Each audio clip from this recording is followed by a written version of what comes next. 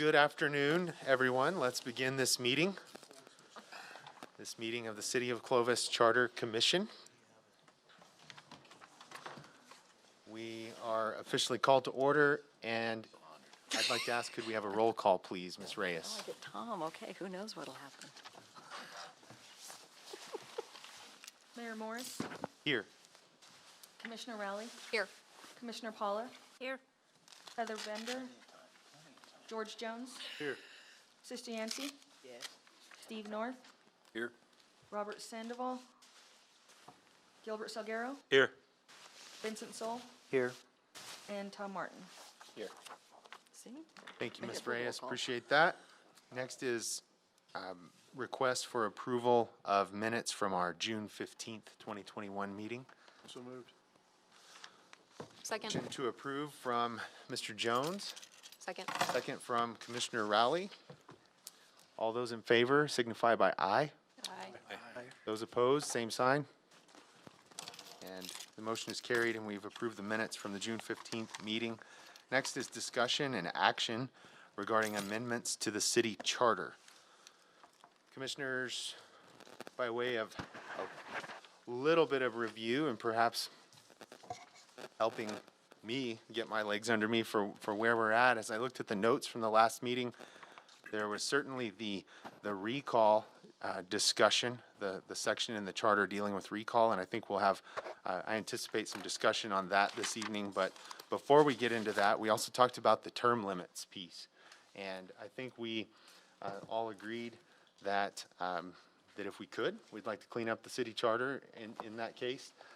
As it's been explained, the term limits are not enforceable in the state of New Mexico. So we would do good to clean our charter up by getting that removed. So that's a possible recommendation that we could be making to the commission.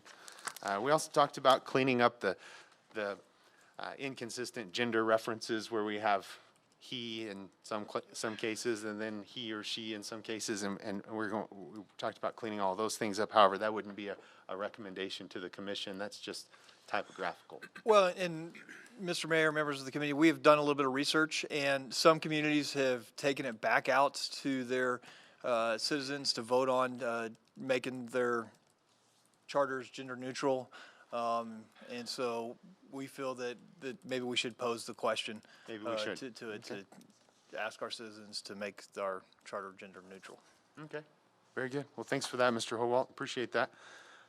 We also talked about the voter ID piece, and Mr. Howalt, or maybe Mr. Morris, somebody remind me, the discussion on that, it wasn't in the copy that we were looking at last time, is that right? It is actually in our charter. Correct. Okay. Yeah, it's been approved, we just need to get it added into it, so Gotcha. that doesn't need any action. No action Correct. there, okay.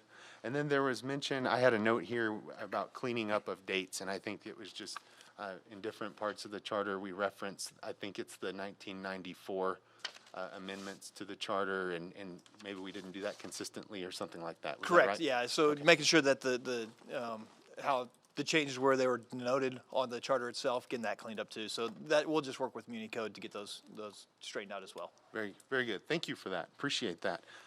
Commissioners, have I missed anything? Those were the items that we had discussed last time, and all possible items to put on the list of recommendations to the commission. Is that right? Was there anything else, Mr. Martin? I had one thought, and I remember when I was in back in school, and a local mayor was going to be recalled. And the three things that they had in there were misfeasance, malfeasance, and nonfeasance.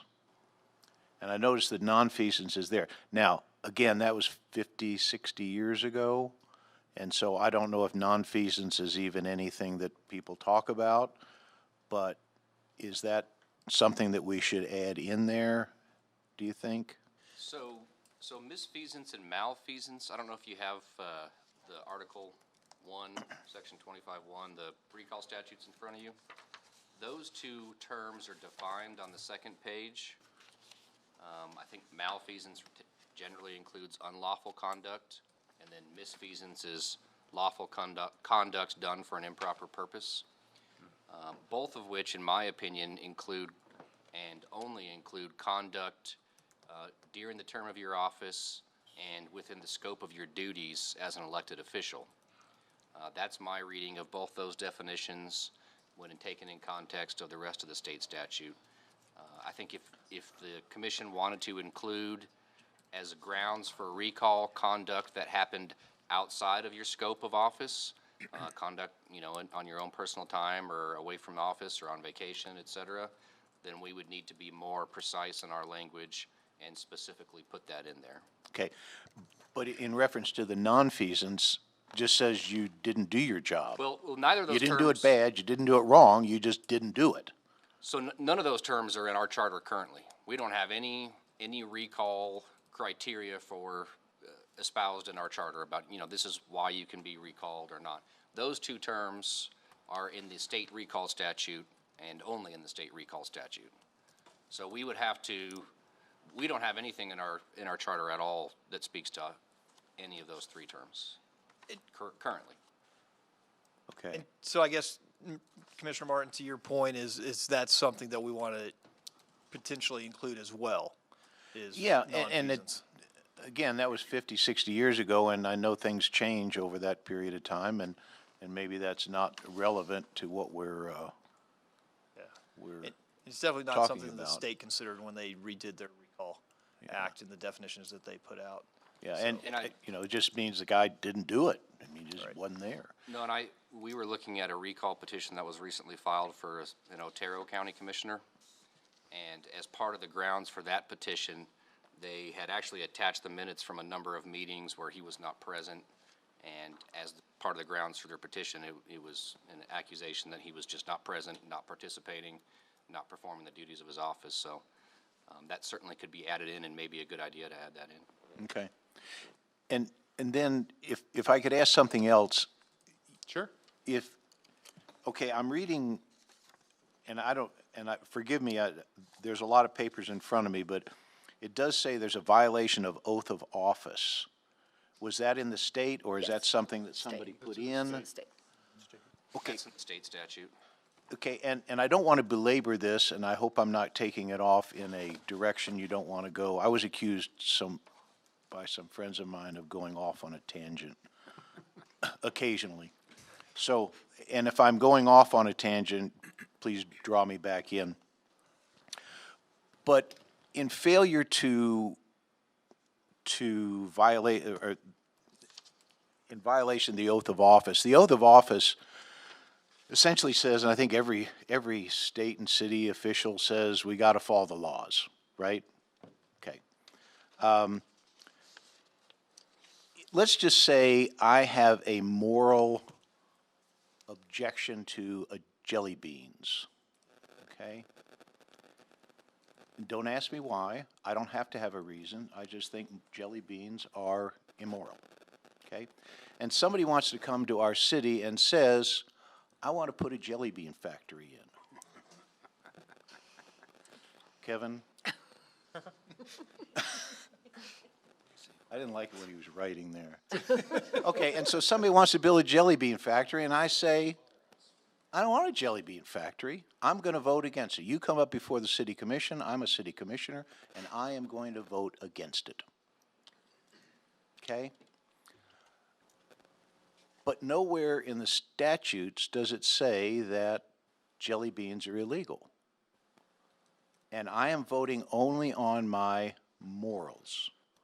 My morals object to jelly beans, okay?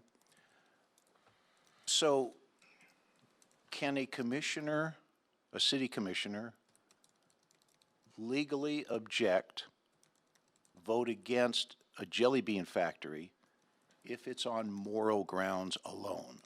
It is not illegal. And we say nothing in our statute, in the oath that we take, that we can object to something on a moral ground. I think, if I may, Mr. Martin, and I am on the edge of my seat for the answer to that question. But and I love how you framed it. But I think that, you know, commissioners are elected to represent the citizens of the city and to, you know, set budget, set policy, and set vision. I've never seen the commission vote to allow or not allow a business to come in. So is there an example of a time when the commission actually took a vote about a specific business? I'll take the fifth on that one. But no, okay, so you bring up, there are, how do I want to say this nicely and diplomatically? You can't, just say it. Say it. If a business, what I don't want to see is there are times that let's just say a commissioner could vote against something based upon their morals, not upon the oath they took. Is there a way that a commissioner could Be recalled? Yeah, in the recall, or is there a way a commissioner could easily say, not violate his morals and not violate his oath of office, either by, let's see, abstaining? As soon Could as they they do get that? abstained, so, yeah. So if the question is framed in terms of recall and the recall definition of violation of oath of office, then no, I don't think so, because it reads, you have to refuse or neglect to perform your duties.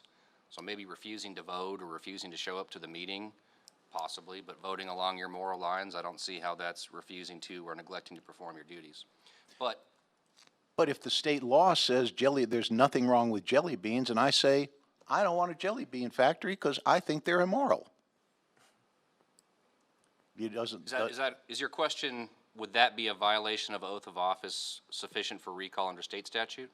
Yeah, I guess. So I don't think so, but the good answer to that is we don't decide under the state statute. You first have to go to a judge who decides if there's sufficient rationale. So the judge would hear the facts on both sides, would look at the definition of violation of oath of office, and a judge would decide whether or not you had just cause to do whatever you did. If the judge thought that just cause existed, then they wouldn't let the petition go any further. But this is all under state statute. Right now, our charter is completely different than state statute. Okay. And then to kind of echo what Mayor Morris says, I believe, to answer Mr. Martin, the voters on the next term could say, hey, that's not, your morals don't represent this district necessarily, we're going to vote you out. Would that be, am I on the right track there? And you certainly can do that. I mean, but I'm saying. And that's how it should work in theory, correct? Well, what I'm also asking is in between, can you say, hey, you know, we want that jelly bean factory, and you're a voice that is against, so I want to remove you before you come up for election. Under our Because- current, yes. Under the current statute, that's the way it is now. That's why I'm leery of adding more to it, because in your point, that's exactly what I'm struggling with. Even though it is a moral issue for you, maybe the other 90% of the community wants this, and that's an, But I am, get you out of office. but I am voting against, and there's nothing illegal about jelly beans. Right, no, I So understand. I'm saying that I think the discussion you and I had last time was, you know, just because you don't like somebody, or you think that they're not doing a good job, but they may not be violating their oath of office. Right, but I think maybe a more concrete example, if I may, is I know that there was a legislator in Roswell who changed their party affiliation. And I think that's huge. I think that the voters need to be able to remove someone from office if they're no longer representing them. And in that instance, it's not malfeasance or misfeasance to change your party affiliation, but it no longer represents the people that he was elected to serve. And he didn't violate his oath of office, Correct. though.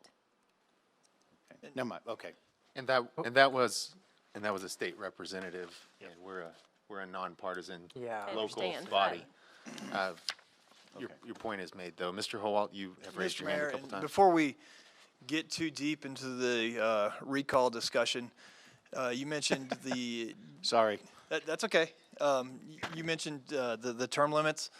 And so if I could get a motion and a second for a recommendation to the city commission to remove or add a question to the ballot for the term limits, to remove those out of our charter, so we can officially.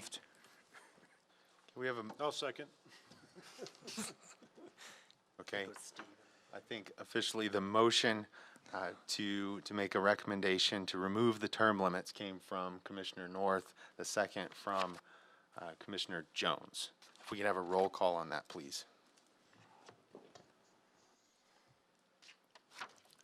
Commissioner Rowley, Yes. Commissioner Paula, Yes. George Jones, Yes. Sister Yancy, Steve North, Yes. Gilbert Salguero, Yes. Vincent Soul, Yes. Tom Martin, Yes. Mayor Morris. Yes. Thank you, Ms. Reyes. Appreciate that. And Mayor, same thing regarding the gender neutrality of the charter, please. Thank you for that, Mr. Howalt. Do we have a motion related moved. to cleaning up the gender references throughout the charter? Motion to approve from Commissioner Jones. Is there a second? Second. Second from Commissioner North. If we could have a roll call, please. Commissioner Paula, Yes. George Jones, Yes. Sister Yancy. Yes. Steve North, Yes. Gilbert Salguero, Yes. Vincent Soul, Yes. Tom Martin, Yes. Mayor Morris, Yes. Commissioner Rowley. Yes. Thank you. The motion is carried. That will be a recommendation as well. Now, I think we established that the only other item that we did need to have discussion and debate on was the recall piece. Thank you. So we'll come back to that, and I'd like to give the floor to Mr. George Jones as he's put in fact, I think he brought this forward at our last meeting, and he's also put a lot of effort into some recommendations related to this. So I wonder, Mr. Jones, would you like the floor to discuss that? Sure. So I think there does need to be something added. Simply just because I don't like somebody should not be a reason I should be able to go ask for a recall. So that's why I kind of took a couple different ones that Mr. Morris sent out to us, plus the state statute, and kind of combined them together.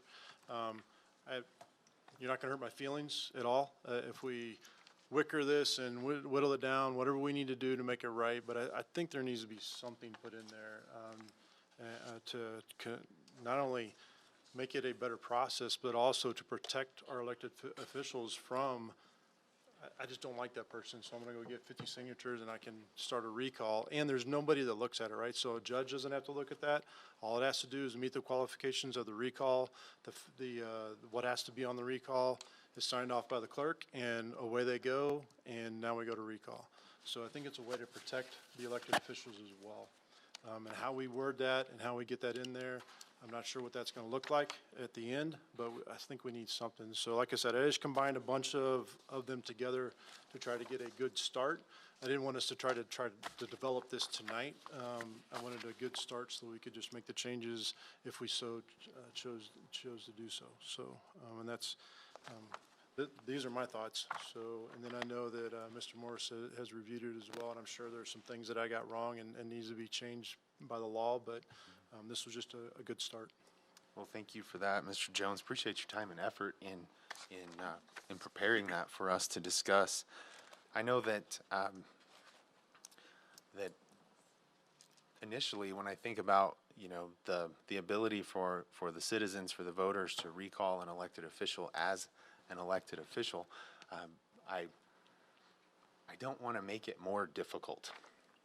I think that the voters should have a clear path to recalling someone if they need recalling. However, I agree with you and the points that you make about they should have a good reason for doing that. I agree with that. And you know, perhaps it does need to be somewhere between what we have and the new state statute. But my feeling is leave it alone, because, you know, our charter is so simple, and I kind of like that it's simple, and I like that the citizens do have the opportunity, if they choose, there's a pretty clear path to recalling someone. And so that's my initial take, but I look forward to the discussion and the debate, and I appreciate the points that you've made. Mr. Morris, do you have comments on that? I do. So, Mr. Jones, I only found one portion of your proposal that is probably unlawful, and that's where you removed the portion from the state statute that allowed an appeal from the district court to the Court of Appeals to the Supreme Court, which I don't think you can do. But apart from that, I thought everything else is doable. I do think, to echo the mayor's sentiments, less is more, and I think the drafters tried really hard to narrow our charter to as few words as possible for a lot of reasons, and our charter has been copied by dozens of municipalities for that reason. So my thought on it is I see how you started out with our charter at the beginning, and then you went into state statute in terms of requiring a cited grounds, stayed with our charter on the 20%. My personal feeling is the 2 or so pages that are dedicated to the form of the petition, the spacing and how you file it, I think that could be removed or simplified. The easiest thing in my mind is, if we are going to have this gatekeeping role of the district court, which I think is great, it could save us money from a fraudulent or unnecessary frivolous recall election, I think the district court probably can just provide the forms, and that's how it's worded in state statute, that you just go to the courthouse, they give you the form. So rather than cite all these requirements for the petition, I think maybe remove a lot of that and just instruct people that they can use a form provided by the district court. I also, when I was going over with Justin and Claire, you know, Justin noticed that there's not really a provision in there that provides us notice of when the petition is filed. If it's filed with the district court, we want to make sure that we're notified and we're given a copy. So maybe adding something in there that they have to serve us with a copy and let us know when the hearing is for the district court. Of course, remove the provision about no appeal.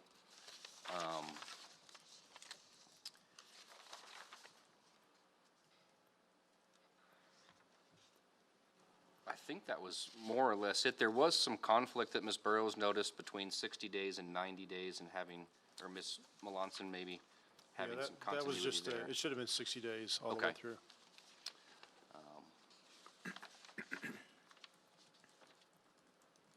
But yeah, most of, from beginning in section 8.1.1, all the way through 8.1.3, I think could be drastically pared down or removed, and just, we supply a form or the district court supplies a form. These were hard too. Okay. Thank you for that. Mr. North? Thank you, Mayor. Mr. Morris, quick question on that. If we keep it more in line with what we have currently in the charter, does that fall more in line with what we're trying to accomplish as a local, what's the word? I don't know the verbiage, as a local ruling? Home rule? Yeah, the home rule. So home rule just means that we have autonomy, and we can come up with whatever we want to come up with. So we could refer to state statute and say, hey, we're going to use the State Recall Act. We won't have a charter provision, or we can come up with anything we want, and we can change it any way we want. So, us being home rule just gives us the ability to be really flexible, and we don't have to really follow any guidelines whatsoever, apart from well-established law. Along those lines, back to Commissioner Paula's point, that allows the voters, it makes it a little it's more simple, correct? If we stay with that. And I tend to agree with the mayor and Commissioner Paula on that. Simple a lot of times is better, and it's more access to the voters, and it's easier for them. Again, that's where I'm at on that. So I think there's probably a balance that needs to be struck between keeping it simple and easy, as the mayor suggested, for people to initiate a recall, but also preventing an expensive $40,000 recall election that was completely unnecessary or frivolous. Just because we didn't like somebody. And Well, that- I understand. So- I think that's going to be pretty I believe so that rare. the state statute, and probably is, the state statute, you have to have those two provisions. First, you have to have grounds for an election, which is the section that Mr. Jones included, that it has to be misfeasance, malfeasance, or violation of the oath of office, which I think is actually nonfeasance, because it says it's a failure to do your job. But you have to put grounds in there in order to have a district court review, otherwise the district court has nothing to look at. You know, you can't have a district court review a petition, but not say it has to have A, B, and C in it. Does that make sense? Yes, sir. So if you're gonna have that district court review, then you've gotta have something in here that says what constitutes reasonable grounds for a petition. Or, like you said, we leave it where we've had it, and I'm not sure that we've ever had a problem before, but, that's my thought. This is just a point of curiosity, Mayor. Quick, if anybody maybe knows off the top of their head, in all the years that there's been elected commissioners and mayors in the city of Clovis, how many times has there been a recall election petition? So thank you, Mr. Kevin. Mayor, would you like a history lesson? Please. How about a short one? 1990, Okay. Commissioner Anderson was not recalled by a vote of 232 to 252. In 1999, Commissioner Schuler was not recalled by a vote of 421 in favor and 530 against. And neither one of them had anything to do with malfeasance, misfeasance, or nonfeasance. so it was frivolous. They were just, the reasons were they didn't like them? I mean, yeah, for whatever. Maybe they had a vote. problem with jelly beans. Maybe so. Maybe they were voting for jelly bean factories. I think somebody's being sarcastic there. I'm sorry. Please, Commissioner Sol. I was going to say, if I recall correctly, before Dennis Rosh introduced the bill that changed the Recall Act, in Tucumcari, they had frivolous recall back to back to back to back, which is why this kind of came to where it came. So, and that happened just once. Like, it only happened then, and then it hasn't happened since. But just because it's something that rarely happened doesn't mean it doesn't happen. It's not something you shouldn't be prepared for. I mean, consider the pandemic. It's something that if you're not prepared for, it can be costly. So I feel like it's a good insurance, and as a taxpayer myself, and I also believe it should be you commissioners who are here that are elected. I think you should have a moment of time to be able to defend yourself from any claims that are given against you, because I mean you're human too, and if it's something that's frivolous, as obviously those last two that were listed in the past, then voters, and we vote in a lot of other officials, and I feel like even though you're in a different district than I'm in, I'm still technically paying for your recall. I don't agree with that. So why should I be held to a minority of another district, people who are just doing something frivolous? Why should my tax dollars be put to that when $40,000 could be used for another position for the city so that they can put in more, part-time positions so that we can have people cleaning up or public works, doing stuff like that? I feel like that would be a better use of money than someone having a personal vendetta. That's my 2 cents. Hard to disagree with, certainly. Thank you, Mr. Sol. Appreciate that. Other thoughts? Discussion down this way?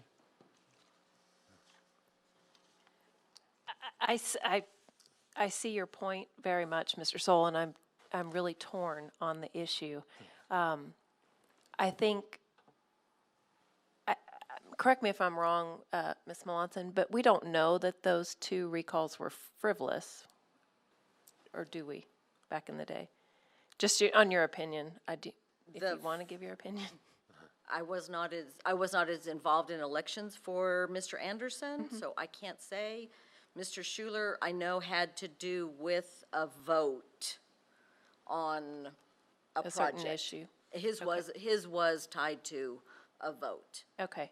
But it wasn't any, doesn't sound like it was maybe necessarily somebody just didn't like his personality or, No, it was, they didn't care for the way he was voting on a project that was planned. okay. It was a housing development. Okay. My biggest fear is just, I think, taking more power away from the people. And it's hard as someone who sits up here to say, I think that you, the citizens of Clovis, deserve less power.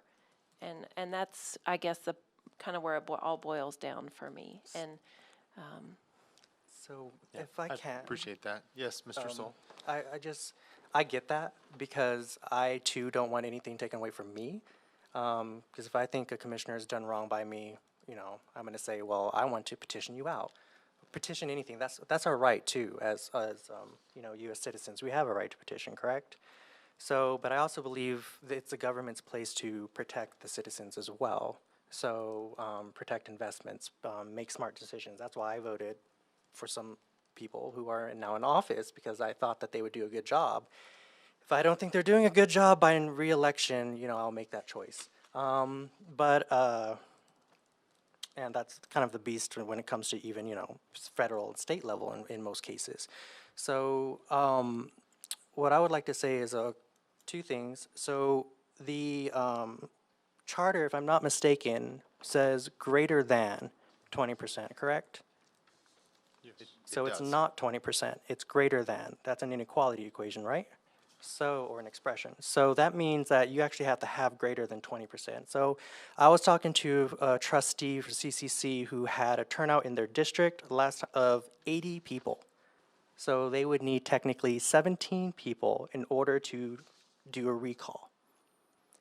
Can you get 17 people to sign off on a petition in a timely manner? You probably can. 17's not, that might be just a family, right? So even though that's actually half of Grenville which is the smallest community that we have in New Mexico. But I really think that, for one, if we can bring that down to no less than, so that instead of being greater than 20%, should the number become a whole number, not a fraction, that it can just be that amount. So instead of looking for the 17, it becomes 16. So it technically lowers that threshold. And that as a protection against the taxpayers, that you'd at least have an appeal process should something seem like for just a vote or something silly. If someone's able to get 16 people, which I'm pretty sure you can probably get 16 people together to sign a piece of paper, to get people to move forward with the recall. So if we have that protection, and if that protection, instead of going straight to the district court, why not have the city as the gatekeeper? You guys work with the district court, make a form, and then the first person that it goes to is first the city, and then it has to be transferred to the court to then oversee, to hear the appeal or the decision. Is that something we can do?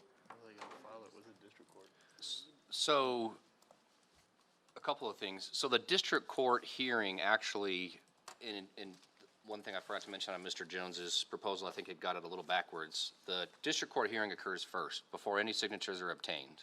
You have to take your petition, you file it, at the district court at 7th and Main.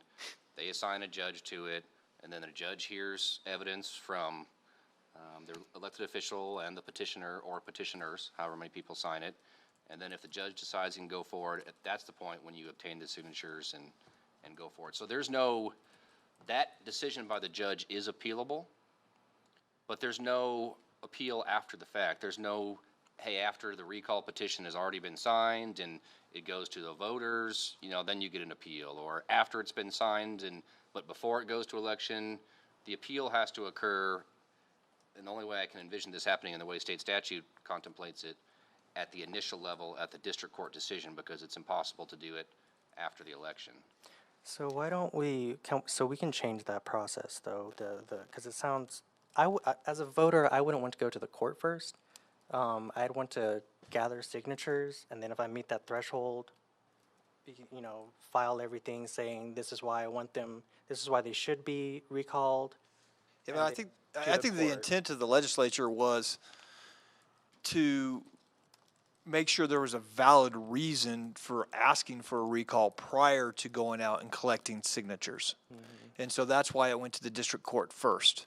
And so if I took my recall reason to the court and they said no, then why are you gonna waste your time going to get signatures in the first place? And so I think that was the intent of the legislature, why they said you take your request first to the district court to get a ruling on, basically. And maybe I didn't understand the first part of the question. You can't, we couldn't process the petition.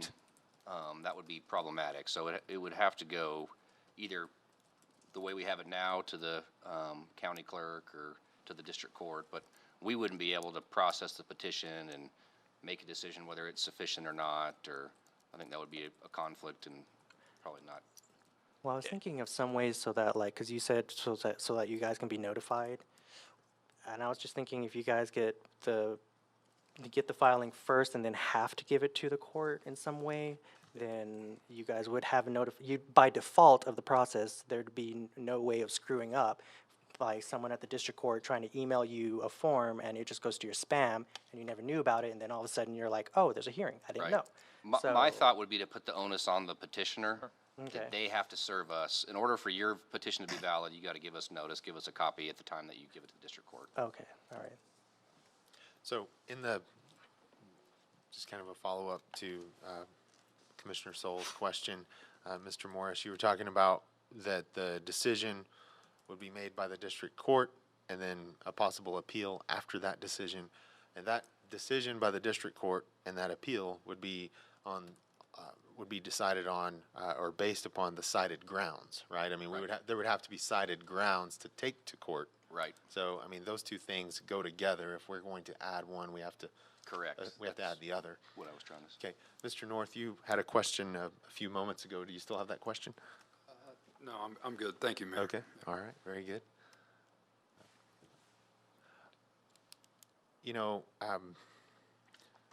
I appreciate the debate and discussion on this. I definitely see the value in having cited grounds, and then having the court be a gatekeeper on that, so that you don't have just a wild, for no good reason, recall petition. So I'm certainly open to that side of the debate, and as we continue to talk this out, perhaps that's the compromise, is some simple language that would add that cited grounds element and the court as a gatekeeper element, as long as we keep it simple.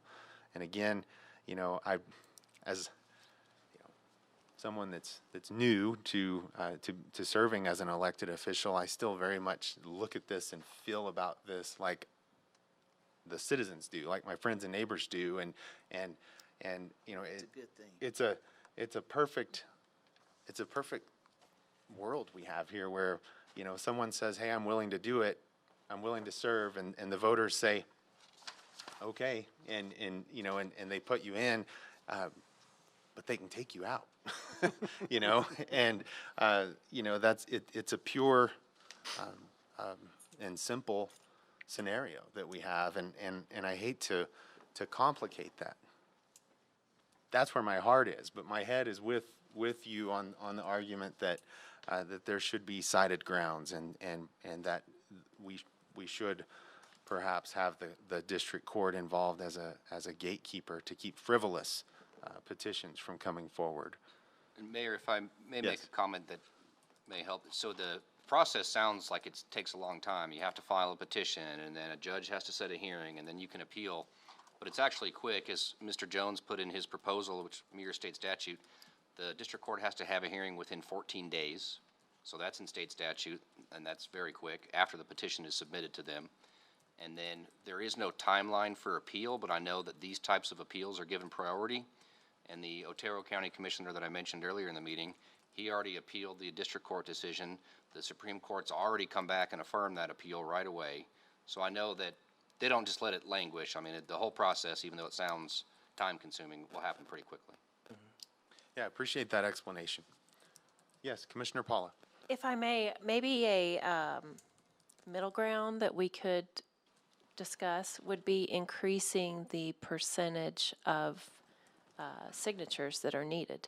Because in some of the districts where the voter turnout is low, maybe 20%, like Mr. Soul said, is a very small number. Maybe we can look at increasing that to the 33, is it 33 or 33 and a third % that's in the state statute? But in my opinion, if you've got 33% of your voter,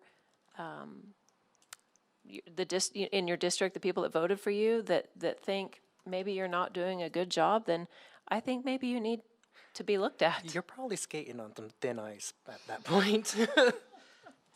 But I did notice that some of the other charters had like, what, 10%, was it? No, it's very I low. think Like, they one were was really low 5, compared to ours, and it shocked me that it was that low. But I think with Rio that Rancho had- increasing the number, we don't take the power away from the people. And you remove that kind of bureaucratic kind of, As part of, so. I'm sorry, Commissioner Paula, you know, you talk about a compromise or a middle ground on this. As part of that, would you consider adding the, you know, cited grounds and the district court piece, or simply just increase No, because I think that then puts, I feel like I'm repeating myself, that puts the power in the hands of the judge as opposed to the citizens. But I think maybe increasing that would help with some frivolous cases, because it's going to be hard to round up that many people, I think, that agree. And I really like the wording in, I think it was the Rio Rancho recall charter that Mr. Morris sent out, where they talk about the clear and concise statement specifying the reason for a recall. I think that's still leaves it pretty broad. Okay. Thank you for that. Other comments or discussion? I can agree with the percentage going up. Increasing the percentage to 33. I definitely can.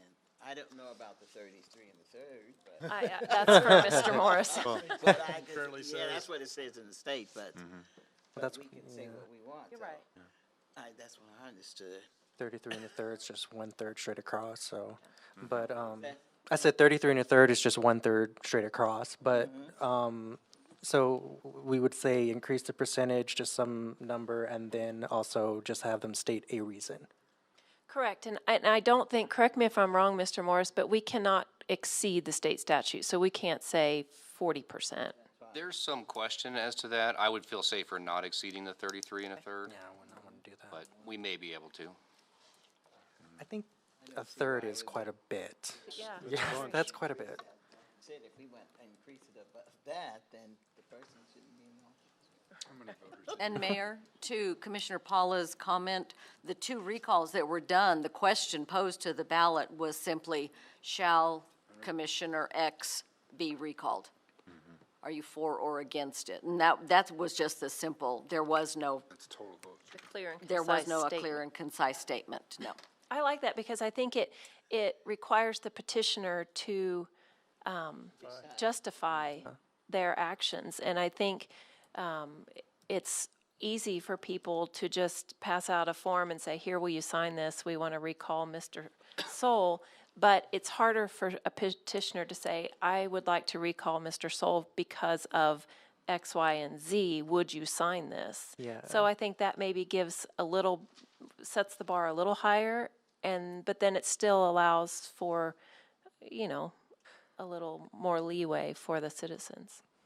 I think so my major issue was, giving reason, because I just feel like, as elected officials you're still people, and I think you just have the right to, at least defend yourself if someone's out here trying to recall you for some reason, and, it could be something, I just get kind of nervous about, if they're trying to recall you for something that's completely false,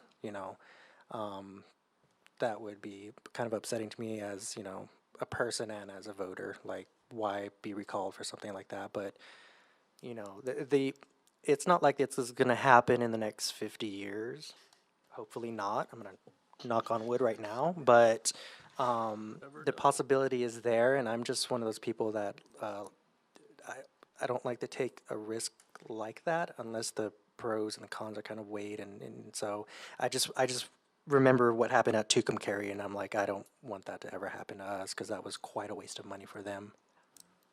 Well, Mr. Soul, I think we all definitely appreciate you looking out for the city's finances in the case of a recall, but also looking out for us elected officials. So I really do appreciate it. Commissioner Paula, you were suggesting that clear and concise statement just to avoid any confusion, and perhaps it's only my confusion, but where does that statement go? On the petition? Yes. Okay. Yeah, I think in the Rio Rancho, let me see if I can find it.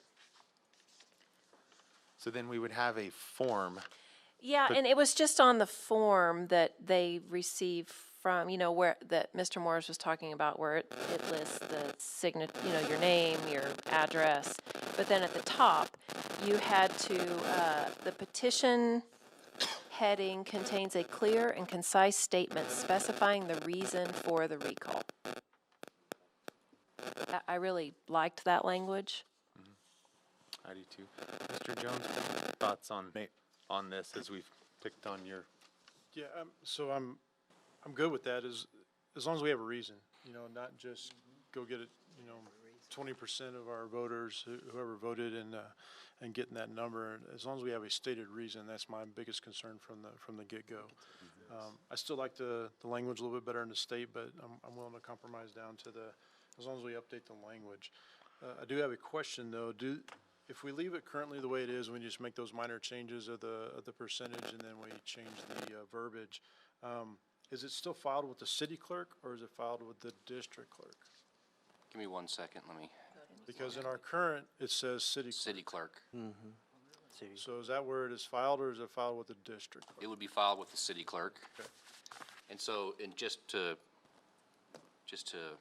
maybe clarify what Ms. Paula's saying, the city clerk won't judge whether or not, you know, it's a sufficient reason or a good reason or there will be nobody to look at that. I mean, it'll be a prerequisite. You have to have a reason on the petition to file it, but there won't be any vetting of that reason or any No, I further understand, and I think that's kind of part of my reasoning. Gotcha. But currently, they have to state anything, or do they just bring in a piece of paper with 80 signatures on it? I think at least with something up top where you have to state why you want to recall this person, it'll make somebody at least think twice. Mayor, can I? Yes, Commissioner So Martin. in the statement, it can be for any reason, okay? As long as there's a reason. Correct, a clear and concise. So it reason. wouldn't be, because I do like the misfeasance, malfeasance, and violation of oath and office. I don't know if you want to do that, or if you just want to state in there, he voted against the jelly bean factory, and I didn't like that, and so therefore I want to get him out of office. I'm more on the jelly bean factory side of just keeping it Okay. more broad, less precise. Narrowing it down some, but for not a, okay, I see what you're saying. I personally would lean towards the misfeasance, malfeasance, nonfeasance, and oath of office, as opposed to, he's got a funny haircut. Well, Thank you for that. I was going to say, you also have to consider, even though we might mean well with these changes, how will the voters take it too? Or not necessarily even just like the voters, but the active voters, those who actually show up, which can vary. Big difference. From There's a big difference there. 50% of voter turnout is really, really, really good. It's a lot. But you know, it can be, you know, quite few. But anyway. Well, if we put that language in there, there's nobody going to be checking, does it meet that requirement, right? So unless we're willing to go the step further and go to the district court, there's nobody going to be the gatekeeper of that. So if we're gonna go as far as to put that language in there, we need to go that step further and get to the district court. But I Because think it- there is a gatekeeper. I think it's the people signing the petition. Sure, but, Which are the voters. but if we add in that extra language, the malfeasance, and misfeasance, then, who's gonna say whether that is or isn't, right? So if we leave it to language that you represented and brought forward, then we kind of have the common middle ground. If we go that step further, we really need to add the district court in, because there needs to be a gatekeeper. Right, no, I would agree. Right.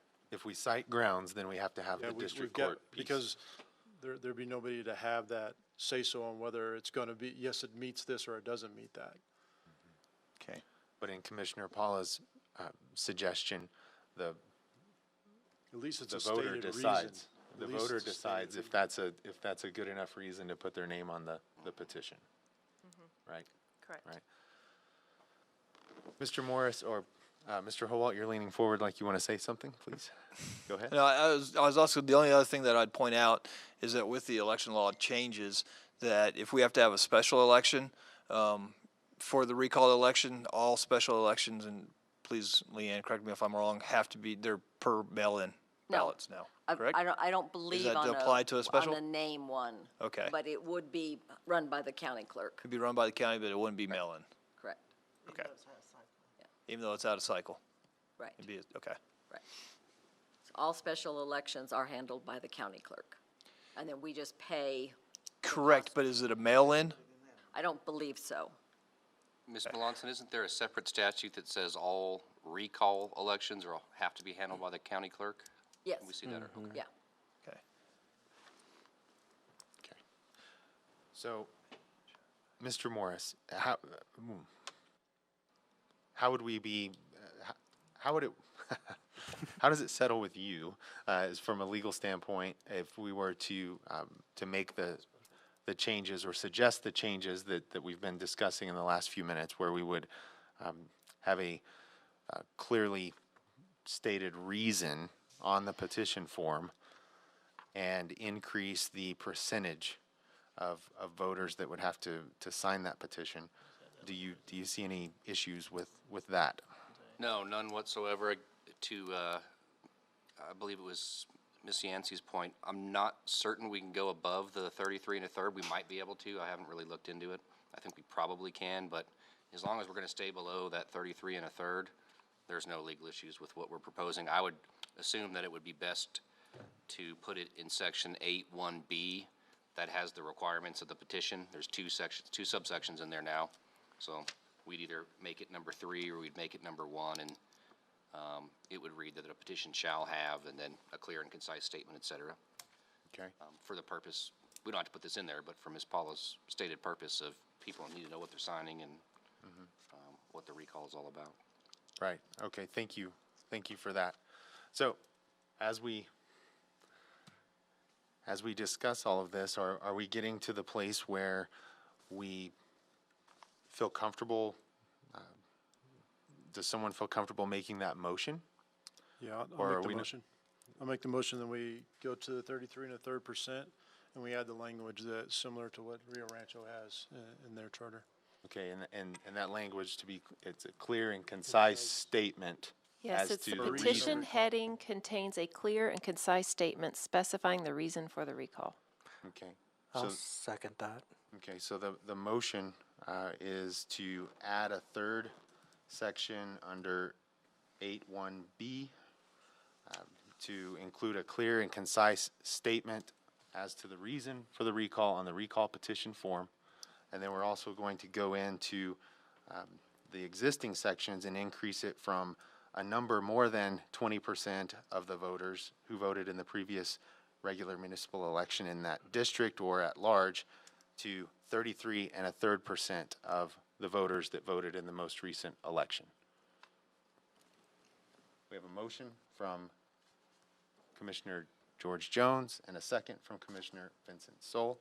If we could have a roll call vote, please. George Jones, Yes. Sister Yancey, I'm just thinking about the percentage. I'm thinking it should be less, but, 33, it's pretty high. And Mayor, you can pass and we can circle back around. Yeah, go ahead. Steve North, Yes. Gilbert Salguero, Yes. Vincent Soul, Yes. Tom Martin, Yes. Mayor Morris, Yes. Commissioner Rowley, Yes. Commissioner Paula, Yes. and Sister Yancy. Well, I guess I'll go, it beats the 20%. Yes, okay, Can we have your vote, please? yes. The vote is a yes. The vote is unanimous, and the motion is carried. Thank you. That concludes our discussion regarding amendments to the city charter. So we'll make, Mr. Morris. Just one comment, Mayor. There was a question at our last, this is off topic of recall, but a question at our last meeting about the language in section 4.3 where it discusses the 4 districts. And there's some language that reads communities of interest, including those based on economic, geographic, or ethnic characteristics shall be preserved within a single district to the extent reasonable and practical. Mr. Howald did some research, and that language was required to be included based on a federal lawsuit that we settled in 1986. Wasn't actually amended and added until 1994, but that's the reason for that language. And, Thank you for that explanation. Sir? yeah, but back to my reference to District 1, no way does that District 1 follow that. I mean, it's pretty obvious. We have a warehouse down on the lower end of District 1, and our son had a house in the upper part of District 1. Those two areas are not at all alike. So I don't know. Doesn't that language intend to have the districts reflect more than one group in the way that reads? My reading is the opposite. They want to preserve them into ethnic and economic, geographic characteristics preserved into one district. Can I have you remind me where that is in the? 4.3. 4.3. I think the other 3 districts pretty much do that. I don't know, does anybody know how that got drawn? Was it? So we actually hire a consulting company, and we will do so in the next several months to look at our redistricting. And so it obviously always follows the census year. And so they pull the census tract information, and they develop typically like 3 different proposals for the city commission to consider. And then the city commission narrows that down based off of those proposals to 1 or 2 for the city to review and provide feedback on. And then ultimately, one of the proposals is selected to represent those districts.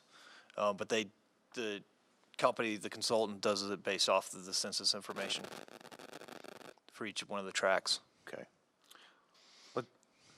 And when does that come up again? I'm sorry, when does that come? We'll probably start the process again about September. Okay. Timeframe is what we've decided, yeah. Be interesting to see how it comes out. Yeah, I've always wondered that as well, Tom. I mean, going south on District 1 is significantly different than the north side of District 1. Yeah. But is that a bad thing? That's what I'm wondering And too. It doesn't I mean- follow what the statute, I- doesn't I- follow what it says. Yeah, Everyone give it a read and see if I'm by myself. But when you read the third sentence, which says each district shall be compact and contiguous and composed of populations as nearly equal as practicable, communities of interest. So the spirit, I think, is, is there. If you read the communities of interest, including those based on economic, geographic, or ethnic characteristics shall be preserved. No way. No way does District 1 fit that. But I read that as. all are preserved. Pardon? What do you mean? How do you interpret what I just what it says there? Because I know I go down to the south end of District 1 quite often, and I know the houses, and I know what the people are, and I've talked to them, and I know them. There are neighbors at our warehouse. They are not the same people who are in the north side of District 1. I agree with that, and for the purpose of discussion, I would argue that this is suggesting that it should not be the same, because it says that the geographic or ethnic characteristics shall be preserved within a single district to the extent reasonable and practical. So in each single district, you would see these groups represented. I don't read it that way. I don't read it that way either. Yeah, that's not the way I read that either. You know, District 3, District 4. Isn't it, I mean, but we agree that it's a good thing that District 1 and the other districts are diverse, right? I mean, the answer is they may be, but it doesn't follow what it says. Okay. I mean, I like diversity. I think it's a great idea, but it ain't what this says. This says that people are going to be the same, and they are not. And maybe I'll throw something else. No, I won't. Nobody liked my jelly beans either. But I just don't think that it doesn't. I don't think District 1 follows that. I think the other 3 districts are reasonable. I don't think District 1 is. And that's something certainly when we go through the redistricting process, in working with the consultants, and the statistics that they pull out based off of their research, that the commission can certainly look at and review and consider when they're looking at the district boundaries that are being drawn. Currently, the districts are set until we go through that process again. It can't be changed, but it's definitely something that the consultants, based off of what our charter says, has to look at in developing what those district boundaries look like. I think we can all agree that wasn't a piece that we needed to take any action on, so I'll bring us back to. And I agree with you there, sir. We have 3 items that we will be recommending to the city commission. Does And that? Mayor, just for confirmation, I do believe that it will be a mailed ballot. So Okay. it would definitely, the 33 1/3 would make sense because all persons in that district or all persons in the city would receive a ballot. It wouldn't be them going to a voting location. Okay. So, And that pertains to a recall election. right. Right. Okay. Thank you.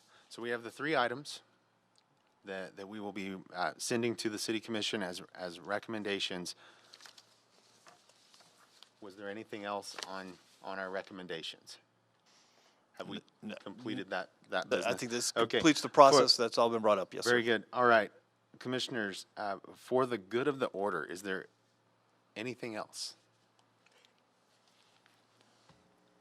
Okay. If there isn't, I would like to thank each of you for giving of your time and energy and your talent to contribute to this process. It's been a privilege to discuss these things with you. Each of you are wonderful servants, and we appreciate you very much. Thanks to our city attorney and to administration for all of their input. And thank you very much. We are adjourned. Thank you.